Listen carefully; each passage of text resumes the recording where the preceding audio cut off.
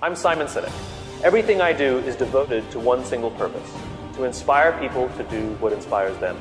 He's the two-time best-selling author whose ideology has captured the imagination of some of the most important leaders of our time, including the heads of many Fortune 500 companies, the US government, and multiple branches of the military, and the United Nations. Our next speaker is going to inspire you to do exactly that, to change how you think, to change how you approach life and how you approach work. There's no one quite like him. Motivational speaker, ethnographer, and the author of 3 New York Times bestsellers. Simon's TED Talk on the concept of why is the 3rd most watched of all time. Please help me in welcoming the incomparable Simon Sinek. Do you love your wife? Yes. Right? Prove it. Like, what's the metric? Give me the number that helps me know, right? Because when you met her, you didn't love her, right? Now you love her, right? Tell me the day the love happened. It's an impossible question, right? But it's not that it doesn't exist, it's that it's much easier to prove over time, right? So all leadership is the same thing. It's about transitions. So if you were to go to the gym, right? It's like exercise, right? If you go to the gym and you work out and you come back and you look in the mirror, you will see nothing. And if you go to the gym the next day and you come back and you look in the mirror, you will see nothing, right? So clearly there's no results, can't be measured, it must not be effective. So we quit, right? Or if you fundamentally believe that this is the right course of action and you stick with it, like in a relationship, I bought her flowers and I wished her happy birthday, and she doesn't love me. Clearly I'll give up. You know, that's not what happens. If you believe there's something there, you commit yourself to an act of service. You commit yourself to the regime, the exercise. You can screw it up. You can eat chocolate cake one day. You can skip a day or two. You know, it allows for that. But if you stick with it consistently, I'm not exactly sure what day, but I know you'll start getting into shape. I know it. And the same with the relationship. It's not about the events. It's not about intensity. It's about consistency, right? You go to the dentist twice a year, your teeth will fall out. You have to brush your teeth every day for 2 minutes. What does brushing your teeth twice a day for 2 minutes do? Nothing. Unless you do it every day, twice a day for 2 minutes, right? It's the consistency. Going to the gym for 9 hours does not get you into shape. Working out every day for 20 minutes gets you into shape. So the problem is we treat leadership with intensity. We have a 2-day offsite, we invite a bunch of speakers, we give everybody a certificate. You're a leader, right? Those things are like going to the dentist. They're very important. They're good for reminding us or getting us back on track, learning new lessons. But it's the daily practice of all the monotonous, little, boring things like brushing your teeth that matter the most. She didn't fall in love with you because you remembered her birthday and bought her flowers on Valentine's Day. She fell in love with you because when you woke up in the morning, you said good morning to her before you checked your phone. She fell in love with you because when you went to the fridge to get yourself a drink, you got her one without even asking. She fell in love with you because when you had an amazing day at work and she came home and she had a terrible day at work, you didn't say, yeah, but let me tell you about my day. You sat and listened to her awful day and you didn't say a thing about your amazing day. This is why she fell in love with you. I can't tell you exactly what day, and it was no particular thing you did. It was the accumulation of all of those little things that she woke up one day and as if she pressed a button, she goes, I love him, right? Leadership is exactly the same. There's no event. There's no thing I can tell you you have to do that your people will trust you. It just doesn't work that way. It's an accumulation of lots and lots of little things that anyone by themselves is innocuous and useless. Literally, pointless by themselves. People will look at little things that are good leadership practices and say, that won't work. And you're absolutely right. But if you do it consistently, and you do it in combination with lots of other little things, like saying good morning to someone, that looking them in the eye. My friend George, who's a 3-star general in the Marine Corps, he says his test for leadership, and I love this, he goes, his test for a good leader is if you ask somebody how their day is going, you actually care about the answer. Right? The number of times we're walking to a meeting, we're rushing, we go, how are you? Not good, I got to get to you later, I'm late for a meeting. Right. If you ask the question, you were standing there and you were listening to the answer. It's those little innocuous things that you do over and over and over and over that people will say, I love my job. Not I like my job. I like my job means, yeah, the challenge is great, they pay me well, I like the people. I love my job means I don't want to work anywhere else. I don't care how much somebody else is willing to pay me. I'm devoted to the people here, and I care desperately about the people here as if they were my family. In business, we have colleagues and coworkers. In the military, they have brothers and sisters. That's how they think of each other, right? If you really have a strong corporate culture, the people will think of each other like brothers and sisters. It's like a family, right? No, brothers and sisters. Deep love. Fight, but the love doesn't go away, right? Bicker, the love doesn't go away. And I'll fight with my sister, but if you threaten my sister, you're gonna have to deal with me. Right? We'll fight internally, we'll bicker with each other, but nobody's gonna hurt each other, and if anything from the outside shows up, you're looking at a unified front. Brothers and sisters. Now, how do you create brothers and sisters out of strangers? Common beliefs, common values, parents, in other words, executives who care about their children's success, who care to raise their children, teach them skills, discipline them when necessary, help them build their self-confidence so that they can go on and achieve something more than you could have ever imagined achieving for yourself. That's leadership, an absolute love and devotion for the people who've committed their lives to this enterprise. That's such a brilliant reframe. It's so simple and so beautiful and unbelievably hard work. It is and it isn't. Here's why it is.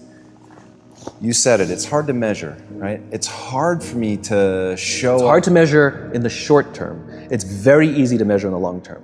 Over the long term, the traditional metrics will go up. All your revenues, profits, market share, the traditional metrics will go up, and more importantly, they'll go up more stably, right? You will be able to weather hard times better because the people will come together, they won't abandon ship, right? Over the long term, the traditional metrics are just fine. But also over the long term, your churn will go down, right? You won't be going through employees as much, right? Over the long term, you'll find that loyalty is much higher, that people will turn down better paying jobs, right? Over the long term, all the traditional metrics are just fine, and then some. It's only the short term that it's hard to measure. I was staying at the Four Seasons in Las Vegas, which is a wonderful hotel. And the service there is really great. The reason it's such a great hotel is because of the people who work there. And I had an experience with a young man by the name of Noah. And Noah's a barista in the coffee shop that they have just there in the lobby.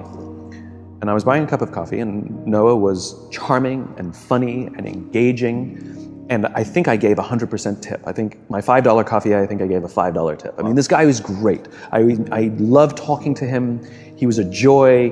And I asked him, do you like your job? He said to me, I love my job, without skipping a beat. Wow. And I asked, what is it that the Four Seasons is doing that you love your job so much? He says, without skipping a beat, he says, throughout the day, managers will walk past and ask how I'm doing and if there's anything that I need. He said, not just my manager, any manager. Wow. He says, I feel supported here. He says, quote, I can be myself, right? Then, it's magic.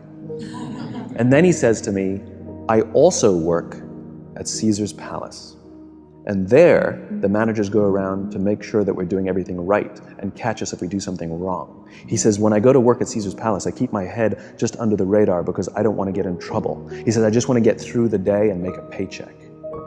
Right? Wow. Same person. Right. The experience that I have at the Four Seasons will be diametrically opposite to the experience that I have at Caesar's Palace, not because of Noah, but because of Noah's leadership. Right. And the joke is, if I were to go talk to the managers over at Caesar's Palace and say, it's you, they'll say, but you don't understand, we cannot get good work out of our people. Look, no matter how hard we try and how hard we push them, they just don't, so we either have to replace them or push them harder. No. We respond to the environments we're in. Get the environment right, you get the right behavior. Get the environment wrong, you get the wrong behavior. If that is what is happening, it is because of leadership, not because of the people. Yeah, there was a really famous cartoon back in the 80s, The Beatings Will Continue Until the Morale Improves. Yeah. I always thought that was hilarious because it's so terrifyingly accurate. And astonishingly, look, I'm embarrassed that I have a career.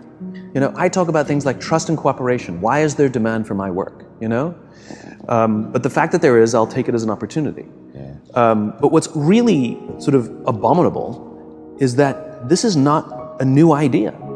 Like, there are books galore and speeches galore and articles galore about what leadership is. You know, and we all kind of say the same thing from a different angle, so you can pick your flavor, whichever message resonates most with you, and yet people don't do it. What's the hang up? And so I get this question a lot, which is, what are the most important characteristics about being a leader? You know, vision, charisma, you know? I know some spectacular leaders who don't have big Steve Jobsian visions. They're just not visionary, you know? And I know some spectacular leaders who really don't have a lot of charisma. They kind of just shuffle around, and you're like, that's the guy, that's the guy, right? And they're spectacular, and people will give blood, sweat, and tears for these people. The one thing I am comfortable saying that all effective leaders must have is courage, because it is hard.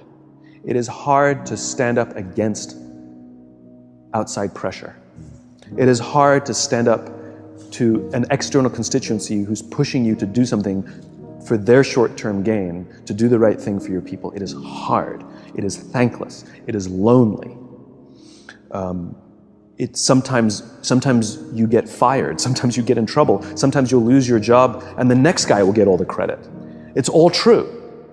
And the courage to do the right thing in the face of overwhelming pressure, only the best leaders have that courage. Only the best leaders. And here's the folly. Courage is not some deep internal fortitude. You don't dig down deep and find the courage, right? It just doesn't exist. Courage is external. Our courage comes from the support we feel from others. In other words, when you feel that someone has your back, when you know that the day that you admit you can't do it, someone will be there and say, I got you. You can do this. That's what gives you the courage to do the difficult thing. It's not going off to an ashram by yourself somewhere for 4 weeks and coming back and finding the courage. It's not what happens.